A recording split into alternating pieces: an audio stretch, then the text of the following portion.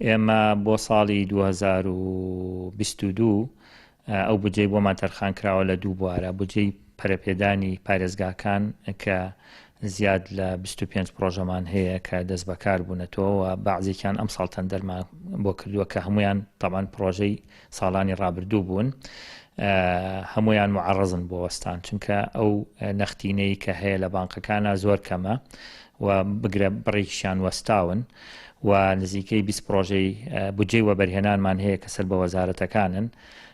ئەوان تەنها ئەتوانم بڵێم ئێستا یەکدوانێکیان دەست بەکار بوونەتەوە، ئەوانی کە دەست بەکار نەبوون هەندێکیان تەندەرینی بۆ نەکراوە هێشتا کە پرۆژەن لەوانە مەسەلەن پرۆژەی سایلۆمان هەیە کە بودجێی بۆ تەرخان کراوە لەسەر وەبەرهێنان.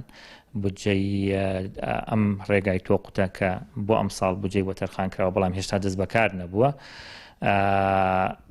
ئەو پرۆژانە تەنها ئێستا دوانیان لە کاران. پرۆژەکانی پەرەپێدانیش ژمارەیەکی زۆریان بەرەو ئەوە ڕۆن کە بوەستن.